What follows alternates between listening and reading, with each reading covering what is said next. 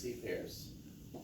But you see that number varies a little bit from organism to organism. Wow, here's one, 74%. What is that? Sorry, I don't even know. Some kind of bacterium. Lutea, must be yellow. Okay. Anyway, 74% GC. That'll have implications later too. So, but the G is always about the same as the C, and the A is always about the same as the T, and that's because they base pair to each other. Okay, so you see how the G and the C are both 24, the A and the T are both 26 in this bacteriophage. But that's where you get your GC content. You add that G and C up. Okay. All right. Edwin, I think that was his first name, Chargaff, figured this out in the 50s. In any organism, the amount of A is about the same as the amount of T, the amount of G is about the same as the amount of C. And this obtains also.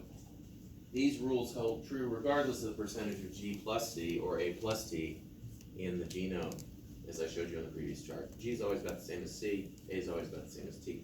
Why? Because they're base pairing to each other, right? This is one of the reasons. They always have the same partner, and this is one of the ways that they figured that out. Okay, I've got 2 minutes. All right. James Watson and Francis Crick, who I disparaged in the previous class. I disparaged Watson. Now I'll disparage Crick. Okay, so Crick's dead, so now he knows he was wrong about everything. He was a physicist, and he switched to biology because he wanted to disprove the existence of the soul, basically. And he ended his life studying the basis of consciousness, which is another huge area of interest in biology these days. How do we get our consciousness? How is it physically based? Now he knows he has a soul. But anyway, what did they figure out? They figured out that the structure, not the existence, but the structure of DNA, and they really were geniuses and thieves as well in the way that they did it, right? They used data. I said they're thieves as well. I'm exaggerating a little because there was some legitimate sharing of information that went on there, but they worked down the hall from a guy named Maurice Wilkins and a woman famously named Rosalind Franklin. Rosalind Franklin did the X-ray crystallography work that was essential to discovering this structure, but she did not interpret it fully. Okay, she didn't really understand what her data implied, but Watson and Crick did.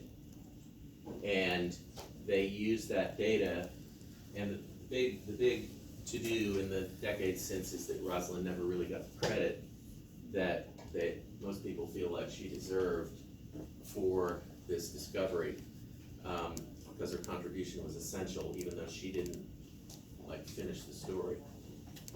But she was a woman, and she died of cancer a couple years later, and so she couldn't really advocate for herself. But anyway, the helix is a natural consequence of the bond angles. More genius. Okay, the base is stacked flat. I wish I still had I used to have at a different school a model of the DNA double helix, and it's really cool to see. If you look across, if you put it vertically like this and you look across, the bases are completely flat like that. The base is stacked flat in the most common form of DNA. There is no inherent chemical restriction on the sequence of bases. That's what I was saying before about the sugars and phosphates. You can add one to another without any restriction. And I think that's all I'm going to say about it, and I'm out of time.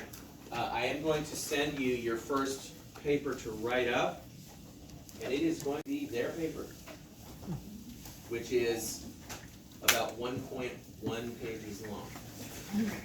And even though they may be creeps as humans, they were also geniuses, and this paper, there's just so much that can be said about the things that this paper exemplifies. I'll shut up and you may go, and I'll see some of you in lab this afternoon.